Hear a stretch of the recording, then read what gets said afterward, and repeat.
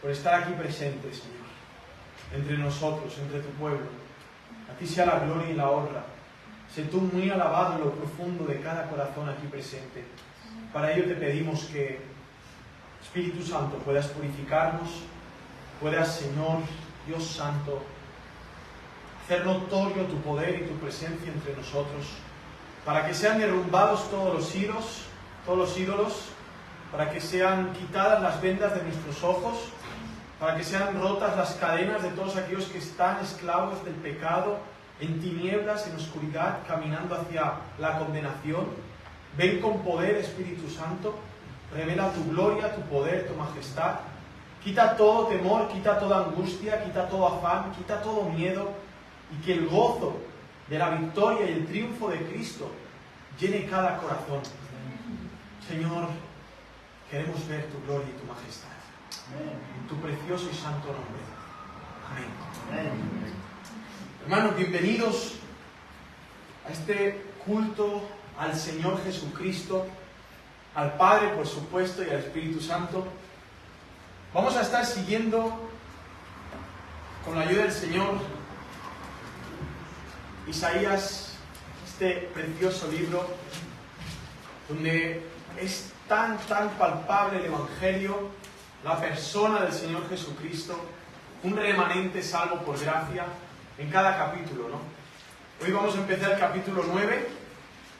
Ya llevamos unos meses, ha sido un reto, pero que el Señor, podemos decir, hasta aquí nos ha llevado, ¿no? A través de un libro que es complejo porque podríamos tender a frivolizarlo o podríamos tender a cegarnos solamente con una parte del libro de Isaías sin ver realmente el núcleo y su esencia, ¿no? Y no quisiera esto, y le pido al Señor que me guarde para no perderme al final en hablar solo de juicio o en hablar solamente de esa gracia que transforma y rescata al pueblo, sino hablar de Cristo Jesús que hace juicio y a la vez transforma y rescata a un pueblo rebelde por gracia. Porque cuando hablamos de Cristo, entonces todo queda en su balance, cuando es el Cristo de la Biblia. Vamos a ver estos capítulos. No voy a abarcarlo todo el capítulo 9, como a veces he intentado hacerlo. Me voy a quedar solo con algunos versículos. Y vamos a verlo en 2 puntos y medio. El primer punto es un pero, que como podéis ver en el capítulo 9, versículo 1, empieza con un pero, ¿no? Los peros en la Biblia son muy importantes. Este pero va a ser el principal punto por el que vamos a argumentar cosas que son importantes para entender, que creo que ya entendemos un poco el contexto de Isaías para los que han podido estar y los que también conocen Isaías, el libro. Luego, en el segundo punto, y digo y medio, porque no concluye en 2 puntos, hay muchos más, hablaremos de un atributo hermoso que es el celo del Señor, ¿no? Dios es celoso. No es el celo de la esposa por el esposo porque pasan mucho tiempo con los amigos, o el celo por el esposo, del esposo hacia la esposa porque se fue a una comida de trabajo y en la foto de la empresa salía el compañero a agarrar el hombro de la compañera y se puso nervioso y los celos salieron y dijeron, ¿pero qué es esto? Y ya pensó 1000 historias, y no, es porque simplemente salió así y ya está, ¿no? El celo del Señor, algo que queda tan patente, ¿no? Que Dios es celoso, y vamos a ver de qué y por qué es celoso, ¿no? Este sermón lo he titulado Niño nos es nacido. Para contextualizar, vamos a ver este pero que dice, pero no habrá siempre oscuridad para la que está ahora en angustia, como en tiempos pasados hizo que fuera despreciada la tierra de Zabulón y la tierra de Neftalí. Así, en los venideros la hará gloriosa por el camino del mar, al otro lado del Jordán, en Galilea de los gentiles. El pueblo que andaba en tinieblas verá gran luz. A los que moraban en tierra de sombra de muerte, les resplandecerá la luz. Multiplicaste la alegría, aumentaste el gozo, se alegrarán delante de ti como se alegran en la siega, como se gozan cuando reparten despojos. porque el yugo de su carga y la vara de su hombro y el cetro de su opresor los quebraste como en el día de Madián. Porque toda bota que pisa con estrépito y toda capa empapada en sangre serán para quemar pasto del fuego. Vemos estos versículos y si escuchamos el sermón anterior o hemos mirado un poco el capítulo 8, vemos que este pero es un seguimiento del capítulo 8. ¿Por qué? Mirad el contraste. Habla de unas tinieblas, una oscuridad, ¿no? Habla de valle y de sombra, de muerte. Habla de un contraste entre la luz y podemos ver lo mismo en el 8. Si podemos ver, vemos que en el 8 habla de que ya había unas tinieblas en Israel, había una inclinación a lo oscuro, paganismo, idolatría, y lo vemos en el 19 cuando dice, y cuando os digan consultad a los que evocan a los muertos, Isaías 8:19, y a los adivinos que musitan y susurran responded, no consultará el pueblo a su Dios. ¿Por qué habrán de ir los vivos a los muertos, a consultar a los muertos? A la ley y al testimonio, si no dicen conforme a esta palabra, es porque no les ha amanecido. ¿Estáis viendo? Está hablando de tinieblas, consultar a los muertos, brujería, oscurantismo, y a la vez está afirmándolo, si no dicen de que hay que consultar a Dios, sino que hay que consultar a los muertos, otra cosa que no sea Dios, no les amaneció, están en tinieblas.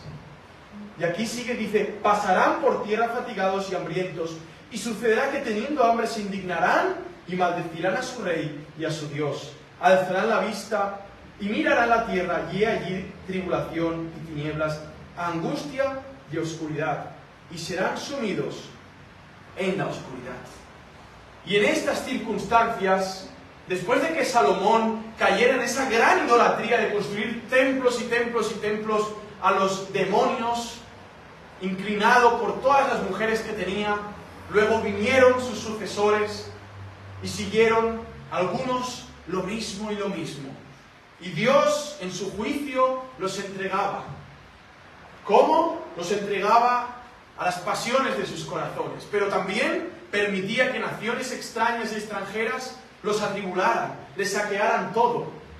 Y como veremos mucho más adelante, los llevaran hasta en cautiverio, lejos de su tierra, lejos de esa tierra prometida a la que Dios los había puesto, con brazo fuerte, ¿no? Y vemos, y estamos estudiando sobre el rey Acaz, ¿os acordáis?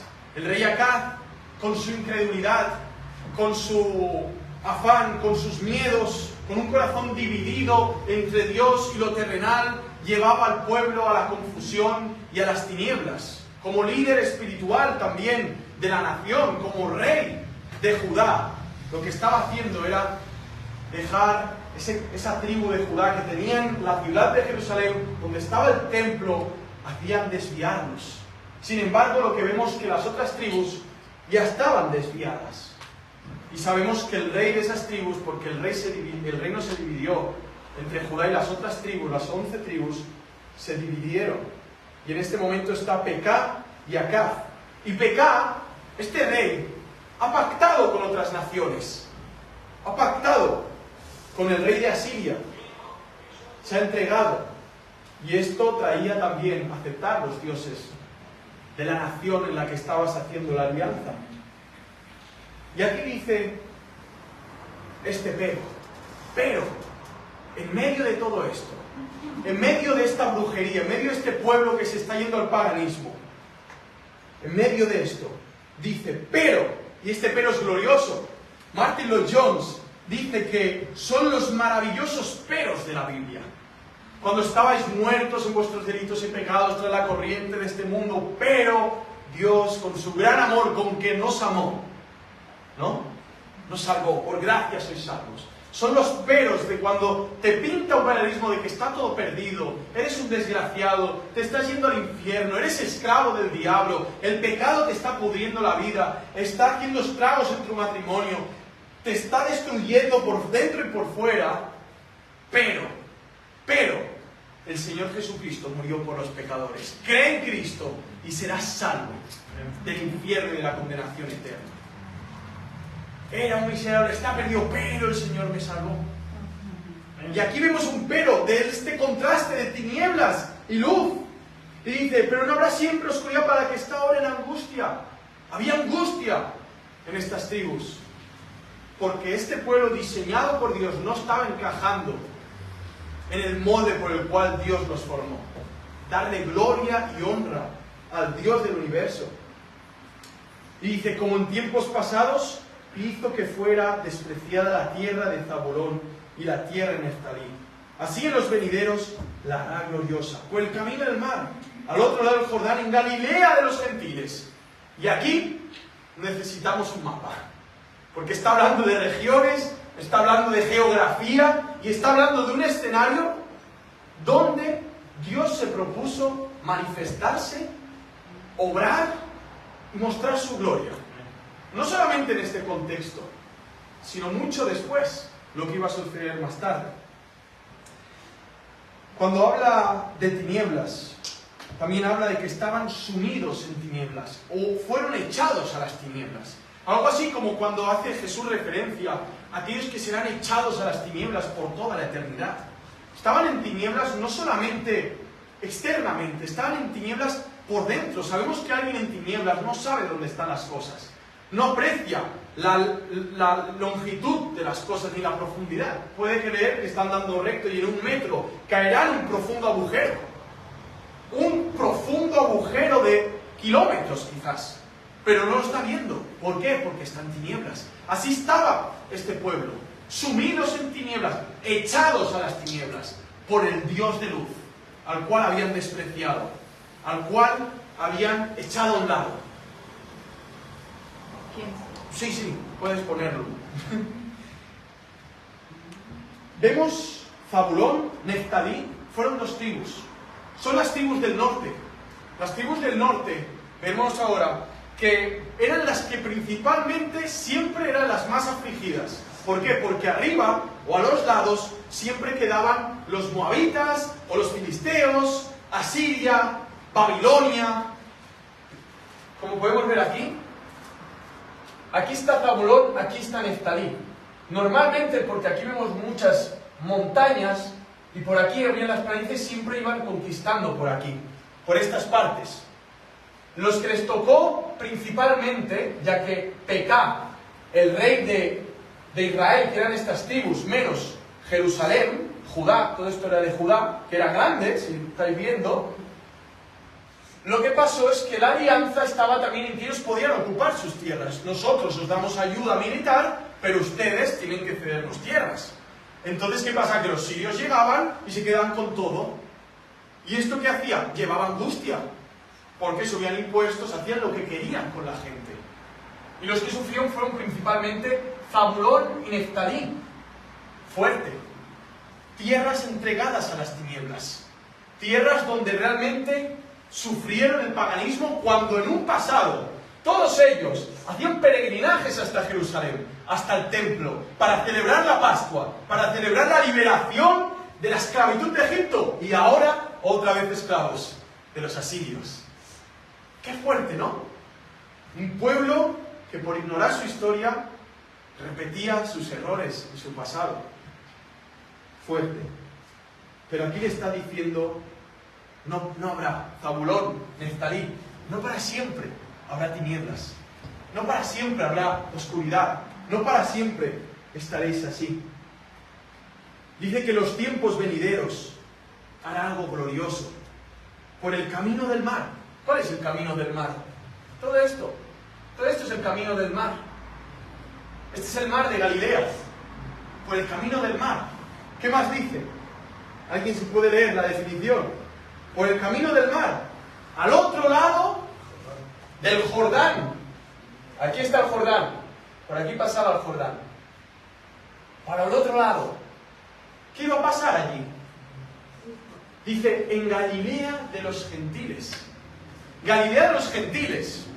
Ya en esta época ya había una mezcla de judaísmo y paganismo. Ya están mezclados. Que esto es lo que iba a ser más tarde y por favor puedes poner el otro mapa, lo que iba a ser más tarde, Samaria, mezcla de paganos, judíos, ¿os acordáis? Por aquí estaba lo que era Gadara, ¿os acordáis del Gadareno? ¿Os acordáis que habían cerdos en territorio judío? Impensable en la época de David, impensable en la época de Moisés, impensable que judíos vivieran con cerdos, animal impuro. A mí me encanta el jamón ibérico, yo me lo como, y si que no coma mejor, más para mí, ¿sabes? Y aquí íbamos viendo Gadara, Tiberias, Nazaret. En esto, Galilea de los gentiles, aquí está diciendo, en esta profecía, hermanos, 600 años atrás, está diciendo algo glorioso. Dice, la hará gloriosa por el camino del mar, al otro lado del Jordán, en Galilea de los gentiles. Y aquí ya te suelta Isaías algo que ni él mismo está entendiendo en su profundidad, como podemos entenderlo nosotros, sino que ya está hablando algo que iba a suceder, algo que iba a pasar, algo que gloriosamente algunos se podían aferrar, aún sin entender que estas tinieblas no iban a ser para siempre, que los asirios no siempre iban a estar aquí, pero iba a pasar algo mucho más glorioso. ¿Qué pasó en Galilea de los gentiles? ¿Qué pasó? Podemos ver en Mateo 4:15 que en el camino del mar, que en ese escenario es donde el Dios Todopoderoso que se revela en Isaías se iba a encarnar, iba a hacer cosas gloriosas, cosas preciosas, cosas donde el Señor iba a hacer su ministerio. Vemos aquí Mateo 4, capítulo 4, Mateo 4, 12 dice: cuando oyó que Juan había sido encarcelado, se retiró a Galilea, al norte, y dejando Nazaret, que estaba al norte, oeste, y dejando Nazaret, habitó en Capernaum, la de junto al mar, en los confines ¿de dónde? De Zabulón y Neftalí, para que se cumpliera lo dicho por el profeta Isaías, cuando dijo, hermanos, cuando yo me encontré este paralelismo, que ya está en mi cabeza, ayer en el estudio, Sebas hizo un paralelismo por el Nuevo Testamento, y me encontré con esto, que ya lo tenía apuntado, pero es como que me brilló delante de mis ojos, y dije, wow, es glorioso que está aquí Jesucristo en este capítulo 9, y hablando de su ministerio mesiánico, de rey, de profeta, de sacerdote, del Dios encarnado. Y dice, para que se cumpliera lo dicho por el profeta Isaías cuando dijo, tierra de Zabulón y tierra de Neftalí, camino del mar más allá del Jordán, Galilea de los gentiles. El pueblo asentado en tinieblas vio gran luz, y a los asentados en región y sombra de muerte, una luz les amaneció. Desde entonces comenzó Jesús a predicar por ahí, por esa región, y a decir, arrepentíos, arrepentíos, arrepentíos, arrepentíos, porque el reino de los cielos se ha acercado. Andando junto al mar de Galilea, vio a dos hermanos, Simón, llamado Pedro, y su hermano Andrés, que echaban una jabeja en el mar, porque eran pescadores. El mar de Galilea, ¿no? Las regiones que rodeaban ese mar.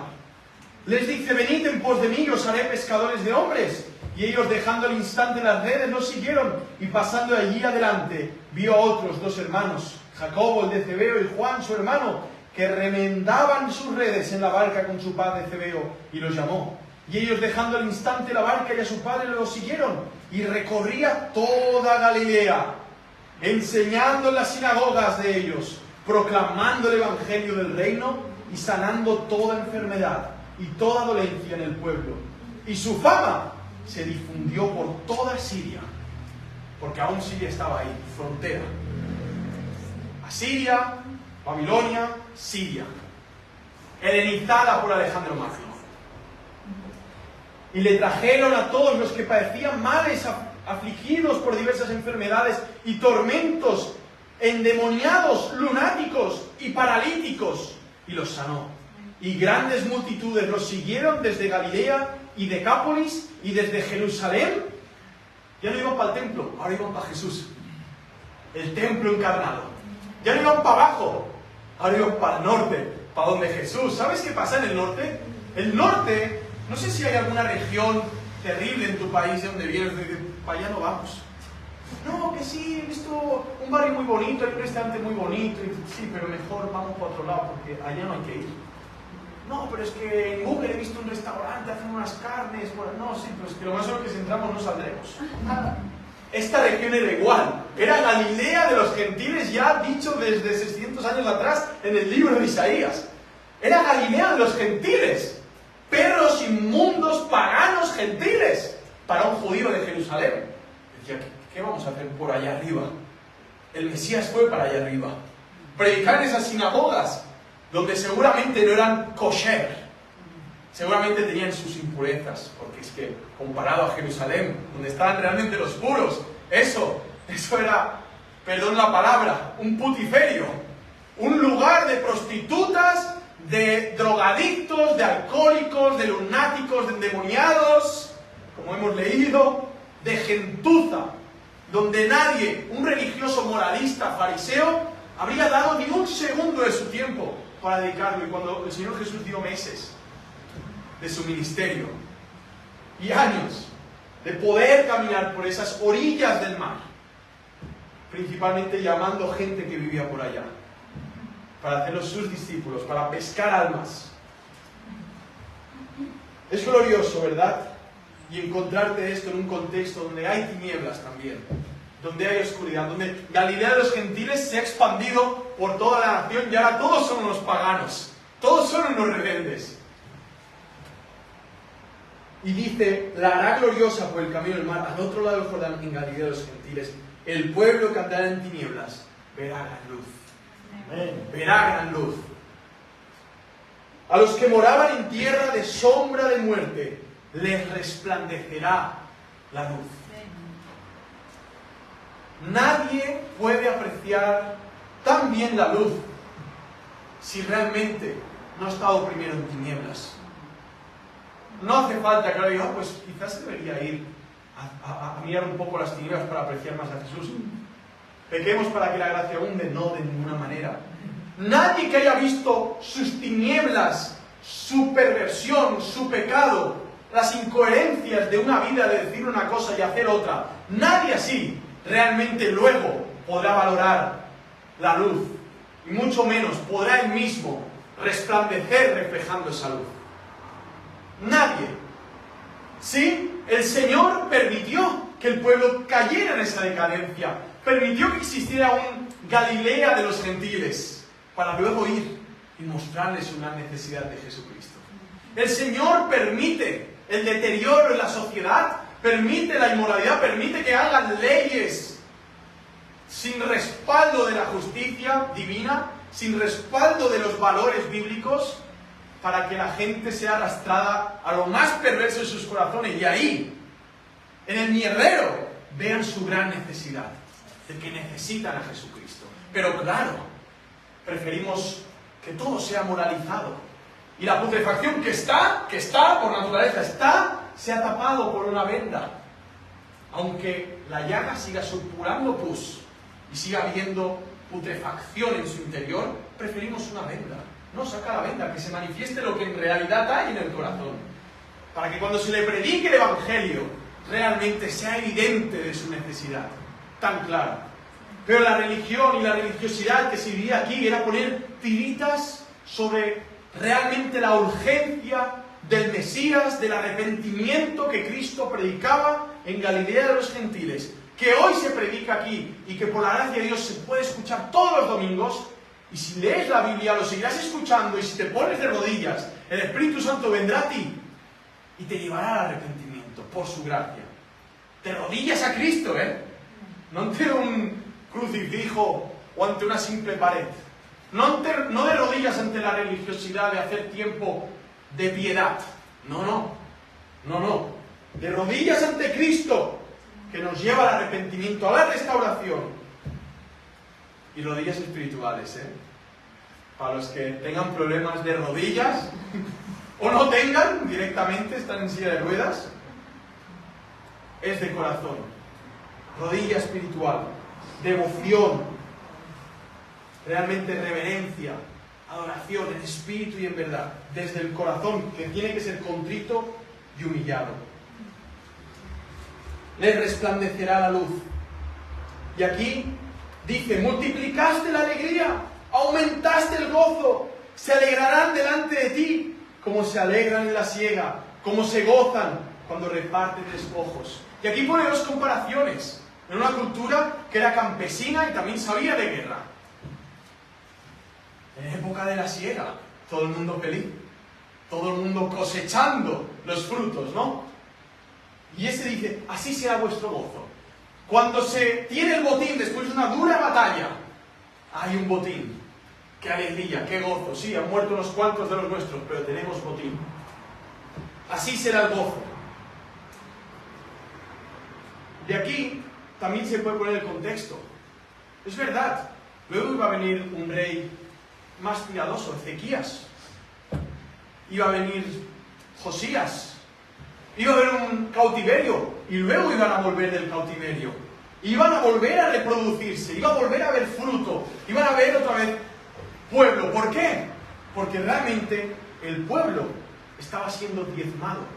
A través de Isaías hay muerte y destrucción. Al final, un pueblo que eran millones de personas, podían ser 7 millones de personas, acabaron quizás en 500.000, en 700.000, murieron muchos por la espada, de hambre, desterrados, como esclavos. ¿Por qué? Porque prefirieron las tinieblas que la luz. Fueron arrasados, hermanos. Y aquí vemos el Dios santo, con el que no se juega, pero un Dios que da esperanza a su remanente. Un Dios que dice, multiplicaste la alegría, aumentaste el gozo. Si alguien está en tinieblas y el Señor vino a brillar a tu vida, aunque por su brillo viste toda tu basura, ¿cómo no va a haber gozo y alegría? ¿Cómo no va a haber gozo y alegría cuando te ha dicho ahora, vosotros sois la sal y la luz de la tierra? ¿Cómo no va a haber gozo de esto? ¿Y por qué va a haber gran gozo? No solamente porque su luz brillará, no solamente por esto. Mirad el versículo 4. Porque, ahí vemos un porqué explicativo. Porque el yugo de su carga y la vara de su hombro y el cetro de su opresor los quebraste, como en el día de Madián. ¿Y qué pasó en Madián? En Madián, Jueces 6 y 7, vemos 300 hombres dirigidos por Gedeón combatiendo contra 135.000 madianitas. El Señor hizo algo sobrenatural, fue diezmando el ejército de Gedeón para que la gloria no fuera de ellos, sino fuera de Dios. De ahí su celo, no comparte su gloria con nadie. Escogió a los que solamente bebían agua como perros, así del río, los más cansados, los más débiles. Y a estos, dirigidos por Gedeón, les llevó a una gran victoria. Y es lo que está diciendo. Habrá gozo, habrá alegría. No solamente porque habrá una luz gloriosa que te enseñe tus pecados, sino porque ante estos pecados, la evidencia de tu corrupción y maldad, habrá una liberación. Y esto iba a verlo en cierta parte de la historia, pero es que luego otra vez, cuando vemos a Jesús de Nazaret paseando por Galilea de los gentiles, lo que vemos es un pueblo otra vez pagando impuestos a un imperio romano.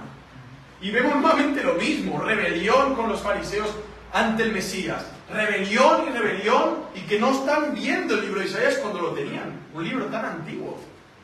Hablaba con Gastón, es el libro que más valoran y aprecian, en teoría, porque es el más despreciado a la verdad, y el que más han odiado, por ser tan evidente de que el Mesías vino y lo despreciaron y lo crucificaron, cumpliendo así Isaías 53. No solamente el Señor permite que andes en tinieblas, sino que luego te hace ver su gran luz. Yo quiero preguntarte, ¿estás andando en tinieblas? ¿Llevas el yugo de la esclavitud? ¿Del miedo, del temor, del pecado, de la corrupción? ¿Llevas esto? ¿Moras en la sombra de la muerte? ¿Llevas el yugo y hay una vara que te acosa, que te castiga día y noche? ¿El pecado? ¿La acusación del diablo? El Señor dice que lo puede quebrar. El Señor dice que puede, por su poder, hacer que el que andaba en tinieblas pueda ver gran luz. Él tiene esa autoridad y poder. Pero como decía el Señor Jesucristo en Mateo 4, arrepiéntete. Pide perdón al Señor Jesucristo. Pidamos perdón al Señor Jesucristo. Arrepentimiento significa un cambio de dirección. Yo andaba entronizado en mi ego, en mi soberbia, en mi orgullo, en mis pasiones, en mis vicios, en mis deseos, en mis ambiciones personales. Pero el Señor transformó mi corazón y ahora me arrepiento de mis pecados y ya no quiero saber nada de esto. Y aunque quiera venir, quiero luchar contra ello. Porque en la luz, porque en la libertad que Cristo me da, realmente está el gozo, que Él aumenta. Está la alegría, una alegría comparada al que está, después del duro esfuerzo, como hemos hablado, la cosecha. Una cosecha que al final yo no sembré, la sembró Él. Pero nos permite disfrutar de su fruto, como la vida eterna. Eso que nos ha brindado a todos los que se arrepienten de sus pecados. Qué fuerte, es tremendo, ¿no? Es tremendo. Que el Señor libere a todo aquel que hoy está aquí con el yugo de Satanás, con el yugo del diablo, con la esclavitud de sus pecados. Que el Señor haga una liberación hermosa. ¿Te acuerdas cuando fuiste liberado de esas cadenas? ¿Te acuerdas ese día? No es que yo nací libre. La Biblia me enseña eso. La Biblia dice que nacemos esclavos del diablo y del pecado. Por herencia de Adán, pero también porque nos encanta ese ambiente de miseria moral y ética. Nadie nace. Solo uno. Y por eso dice en el versículo 6, porque un niño nos es nacido. Solo Él. ¿Por qué un niño nos es nacido? Y aquí vamos al siguiente punto, el celo del Señor. Es tanta la miseria que el Señor sabía cómo iba a ser la cosa y ya desde la eternidad dijo, yo me voy a encarnar. Voy a hacer un escenario, ¿vale? De tribus, paganos por aquí, para allá. Al final casi todos se parecen muchísimo, si no es por mi gracia que hago algunas diferencias. Pero me voy a encarnar. Cuando ya las tribus ya no están, está Decápolis, hay lugares más griegos que judíos, que es donde se habla el griego y ya no se habla casi ni el hebreo, se habla el arameo o el latín en algunos puntos, el idioma del Imperio Romano, o el griego. Pero ya no se hablaba el hebreo de Isaías. Y Él se encarna y habla esos idiomas también. Pero con un acento, el de Nazaret. El de Nazaret, que también estaba por allá por el norte. Un niño nos es nacido, hijo nos es dado. Y esto queda en medio de este contexto, ¿no? Este contexto de amenazas, de la rebelión. ¿Por qué? Porque, ¿os acordáis del ministerio de Isaías? Háblale a este pueblo, para que creyendo que ellos entienden, no entiendan. Para que creyendo que ellos son sabios, queden como totales borregos, que no se están enterando de nada. Háblales así. Y esto es lo que también el Señor Jesús hizo. Habló para que los niños entendieran, pero no los adultos que saben tanto y son catedráticos de grandes verdades y enseñanzas, como los fariseos y los maestros del templo, no entendieron nada. ¿Aún os acordáis de Nicodemo? ¿Cómo un hombre mayor puede volver a entrar en el vientre de su madre? Pero a ver, Nicodemo, o sea, ¿realmente estás diciendo esto en serio? O sea, ¿qué pregunta es esa? Y así somos. En Ezequiel ya estaba dicho que el nacimiento, o sea, es como el viento.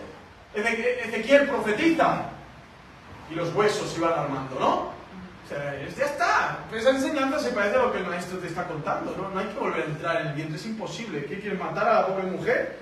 O sea, no se puede. No entendían cuando Isaías decía esto. ¿Por qué un niño nos es nacido? Hijo nos es dado.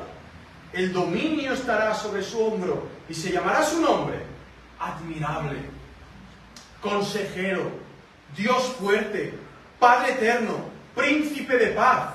Lo dilatado de su principado y la paz no tendrán fin. Sobre el trono de David y sobre su reino, para disponerlo y afirmarlo con la justicia y el derecho desde ahora y para siempre. El celo de Yahvé Sebaot hará esto. Y hermanos, no voy a hablar de cada nombre de Jesús. Para eso voy a dedicar varios domingos más. O sea, si vamos a acabar en 20 años, ya serán 50. Porque es que cada nombre es muy profundo para dedicar tan poco tiempo. No se puede. Por lo tanto, sí hablaremos por qué está hablando de un niño.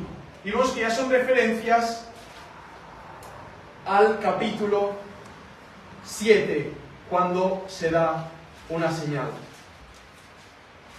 ¿Cuál es esa señal?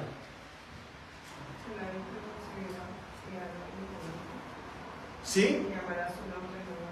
Así es. Por tanto, Adonai mismo os dará señal. He aquí la Virgen quedará encinta y dará a luz un hijo y llamará su nombre Emmanuel. Es tremendo. Hay un seguimiento de ese niño. Hay un seguimiento de ese Emmanuel. Y ahora lo vuelve a repetir. Es el libro de Isaías, hermanos. No me lo estoy inventando. Es la naturaleza de este glorioso libro. Está hablando de Dios con nosotros. Está hablando de ese niño victorioso, triunfal, que es Dios, que viene de la tribu de Judá, de una tribu de reyes. Pero en ese momento, Galilea de los gentiles, Jerusalén abajo, las tribus separadas y todas ya paganizadas algunas. Y en medio de ahí un remanente. José, María, de la tribu de Judá. Tataranietos, nietos del rey David. De reyes no tienen nada, carpintero y pobres. ¿Por qué? Porque no fue al hospital, Triembly Hospital a parir. Se fue a un pesebre. O sea, no fue a un súper lujoso, todas las enfermeras de blanco, todo con desinfección mite para que no se infecte nadie. No. Aprieta a María y aparta el popo del burro y aquí, y saca al Rey de Reyes y Señor de Señores, al Dios creador del universo. Sácalo. Y espera que por ahí vienen unos hombres con camellos y tal, y cargas y van a decir que eres el Rey del universo y van a sacar oro al lado del popó, donde el oro tendría que estar donde los reyes, ¿no? Y así estaba esa paja húmeda por los orines, porque tú no le puedes decir a un burro no orines. O sea, ¿sabes? Se va a reír en tu cara. No le puedes decir, oye, ahora van a hacer el Mesías Rey de Reyes. No hagáis nada, animalitos, cuidado. Pesebre, hermanos, pesebre. Un niño nos es nacido. ¿Tú has nacido para este niño? ¿Has nacido para este niño? Este pueblo no sabía. Este pueblo le daba igual. Este pueblo estaba muy preocupado con lo que les estaba pasando. Y en hacer alianzas. Quizás hacemos una alianza con Asiria, porque ahora Pekah nos quiere destruir Jerusalén. Este israelita se olvida de quién eran nuestros padres. ¿Y acaso tú no te has olvidado de quién era tu padre? Acaz, que aunque eres el rey de Judá, no tiene nada que ver con David. ¿Qué está pasando aquí? Un niño nos es nacido, hijo nos es dado. Y esto es glorioso, porque aquí vemos la divinidad de este niño. Hijo nos es dado. Hay alguien no humano que nos iba a dar un niño que por lo que vemos tampoco es humano, pero es niño. Es glorioso, ¿no? ¿No te parece glorioso? O sea, a lo mejor es mejor ir a una misa y escuchar el Ave María 200 veces y escuchar un sermón que te diga cómo ganarte el cielo a través de tus rosarios y tus rezos y prendiendo velas y el olor a incienso nauseabundo y todo apagado y triste. A lo mejor es mejor eso que escuchar que un niño ha nacido, hijo nos es dado. Y sí, se habla mucho en Navidad, pero es que En invierno, bueno, pues para los que crean en invierno, allá ellos. Porque esto se tiene que aplicar todo el año. ¡Ay, ha llegado invierno! ¡Corre! Vamos a Isaías 9 y hablar de esto porque es lo que toca. No, toca hoy, toca mañana, toca cada día. Cada día. Apreciar ese Dios encarnado, ese Dios viviendo gloriosamente en cuerpo de hombre, ese hombre Dios sufriendo por mis pecados y mis miserias. Toca hoy, mañana, tocó ayer. ¿Qué pasó ayer? ¿Qué pasó ayer? Antes de ayer, ¿qué pasó antes de ayer? Arrepentíos, arrepintámonos de nuestros pecados. Este Hijo nos ha dado el Padre. ¿Se te ha sido dado el Hijo? ¿Tienes al Hijo? Nadie puede ir al Hijo si el Padre no te atrajere. Y nadie puede ir al Padre si el Hijo no te lleva. ¿Se te ha sido dado el Hijo? ¿Tienes al Hijo? ¿Tienes el Hijo? Tienes aquel que tiene el dominio. Aquel que es llamado admirable, porque es admirable, es maravilloso, es asombroso. Lo miraremos otro domingo, cómo cuando él hablaba en las sinagogas de Galilea de los gentiles, de esas tierras, la gente se queda así.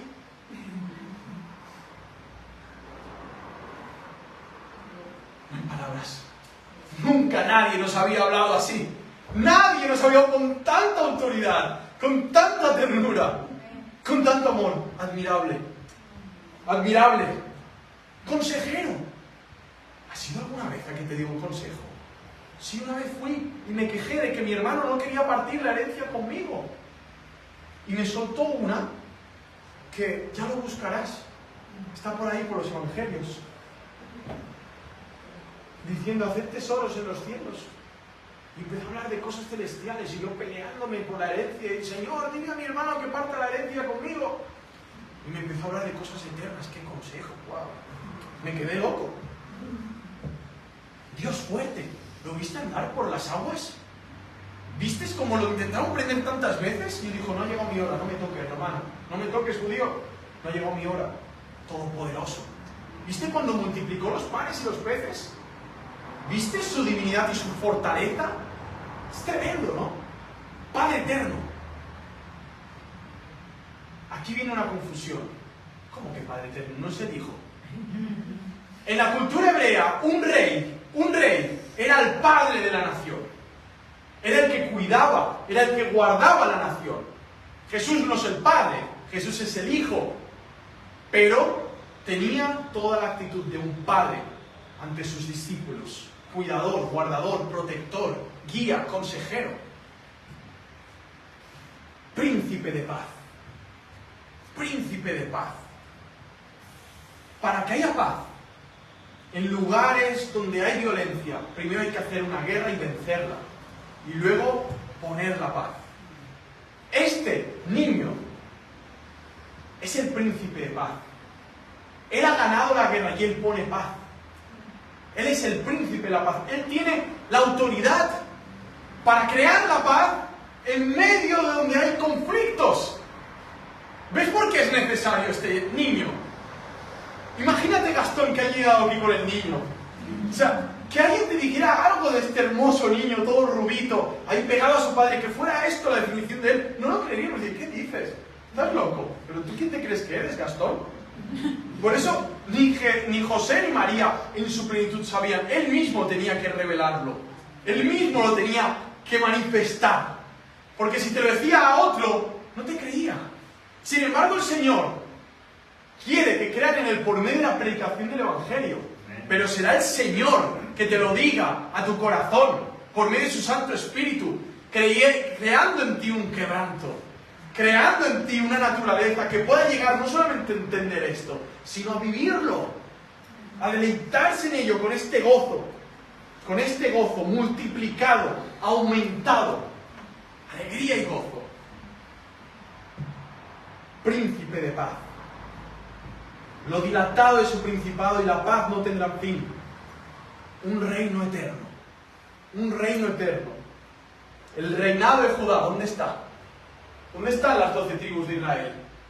No están. Se acabó. Se acabó. No están. ¿Y el reinado de Cristo dónde está? Aquí, en la iglesia. En la iglesia local, universal. En cada rincón de la tierra donde hay un cristiano, ahí está el reino extendiéndose. ¿Y qué se necesita para formar parte de este reino? Arrepentirse a Cristo Jesús. Entrar por la puerta estrecha. Sobre el trono de David y sobre su reino. Para disponerlo y afirmarlo con la justicia y el derecho.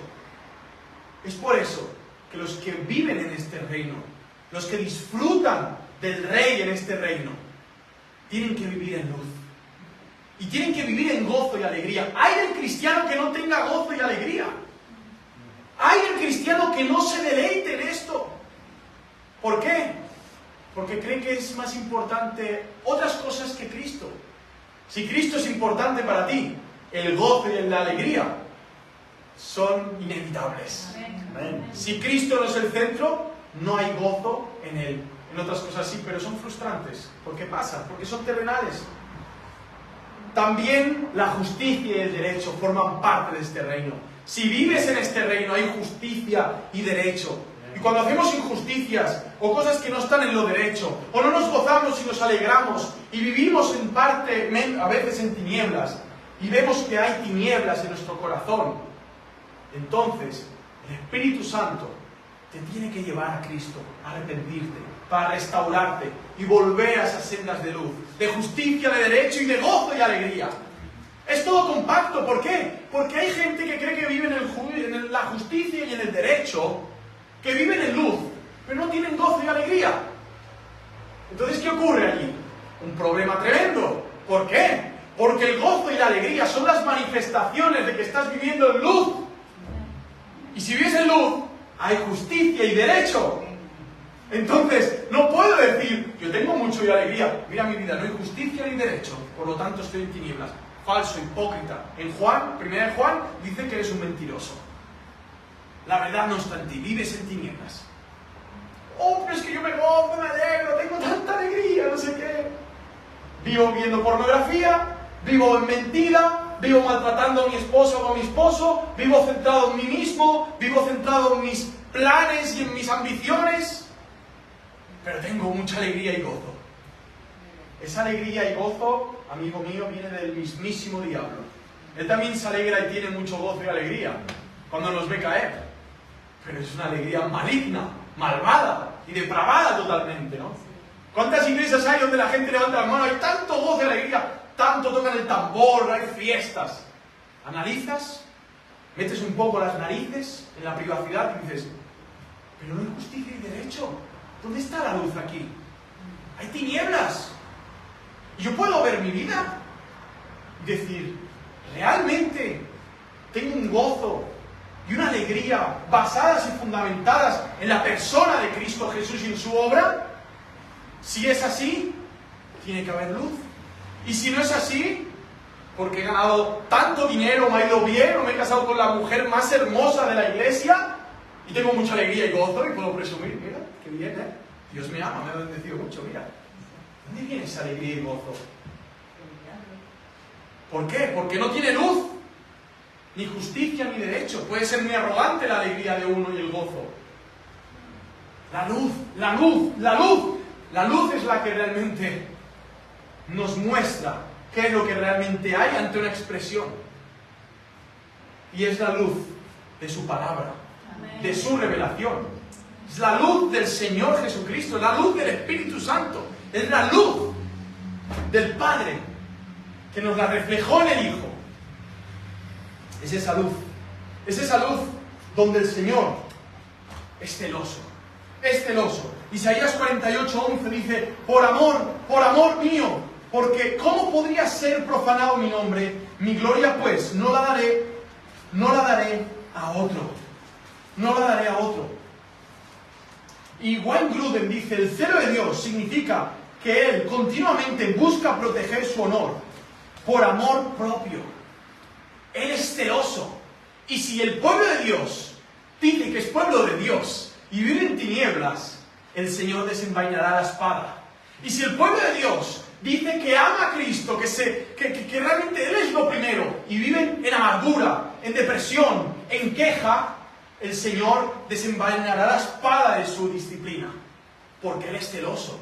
Hay de aquellos que quieran estudiar teología y profundizar en todas estas verdades, y sus vidas no lo reflejen, porque el Señor es celoso, teólogo, estudioso de Dios. Gente pecaminosa, pequeña, estudiando a Dios, y sus vidas siguen igual. ¿Qué hace el Señor ante esto? Esto no puede quedar así. Te voy a dar lo tuyo. Tú dices que me estás estudiando a mí, tu vida sigue igual. Te vas a llevar una grande. El Señor es celoso de su gloria. Y por lo tanto, aquí hay un consuelo tremendo. Porque el Señor es glorioso de su gloria, de su honor, nos guarda. ¿Por qué? Porque fuimos diseñados para su gloria y honor.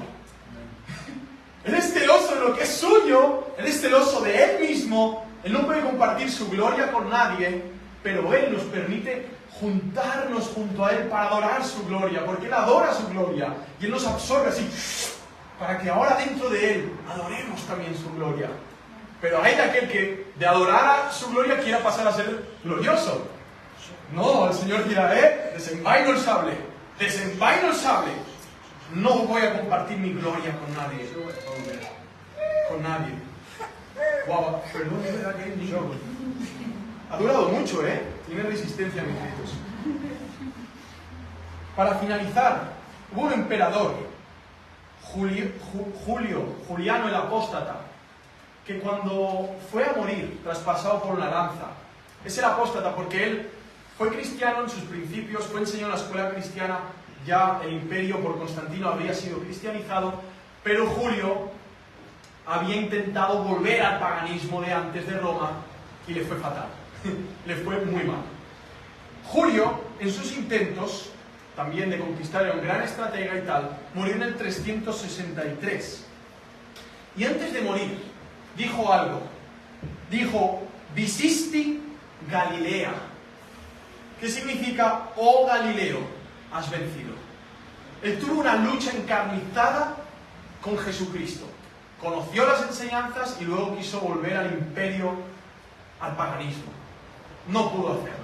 Y cuando fue traspasado por esa lanza, su último grito fue, has vencido, Galileo. Y esta es la esperanza, que aunque estamos en épocas de tinieblas, que aunque el mundo está sumido en tinieblas absolutas, hay algo glorioso en todo esto. Y Calvino lo entendió. Por eso hoy en día en la placa del escudo de Ginebra hay una frase muy bonita en latín, que es post tenebres lux. Después de las tinieblas vendrá la luz. Basado en lo que sería Job 17:12, que dice lo mismo. Y esto era el lema de los reformadores. Ellos querían ser antorchas de la luz del Señor por tener su revelación, su palabra, en medio de una época larga de 400 años donde la oscuridad del catolicismo romano y su paganismo había llenado toda Europa de oscuridad. Luego la revelación vino, la palabra vino, vinieron la luz.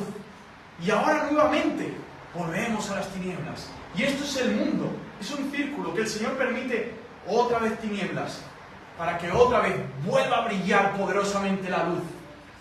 Y creemos, y tenemos que creerlo, hermanos, que en medio de estas tinieblas el Señor puede volver a manifestar su luz con un avivamiento, puede volver a hacer brillar su luz en medio de las tinieblas, de la oscuridad. ¿Qué hace una persona que está a oscuras? Lo hemos dicho, va caminando sin saber si hay un agujero en el suelo. ¿Y qué pasa si no la ve? Puede caer, y caer bien profundamente, en un abismo. Así está el mundo, en tinieblas totales, entregados a sus pecados, hombres con hombres, mujeres con mujeres. Ahora están hablando del zoo. Mujeres con perros, hombres con perros. Y hablando de sus experiencias, abominable, pero ya escrito hace miles de años en la Biblia. Estamos en las tinieblas, en medio de las tinieblas, pero hay una esperanza. El pueblo que andaba en tinieblas verá gran luz. A los que moraban en tierra de sombra de muerte les resplandecerá la luz. multiplicaste la alegría, aumentaste el gozo, se alegrarán delante de ti como se alegran en la siega. ¿Y sabes qué? No se trata de ti, de mí. Se trata de que el celo de Yahvé Sebaot hará esto. Se trata de eso. De que el celo del Señor, de que su plan, Dios mismo, que quiere glorificarse, que quiere exaltarse, Él mismo hará esto. Lo hizo. Lo hizo en esa reforma protestante, al manifestar la palabra y hombres locos que no temían a la muerte para predicarla. Lo ha seguido haciendo puntualmente en la historia. Lo seguirá haciendo. ¿Por qué? Porque el celo de Yahvé Sebaot, Jehová de los ejércitos, el príncipe de paz, que impone la paz, transformando corazones, hará esto. ¿Lo ha hecho ya en ti? ¿Lo ha hecho ya en ti? ¿Tienes al príncipe de paz? ¿Tienes paz? ¿Tienes gozo? ¿Tienes alegría? ¿Vives en luz?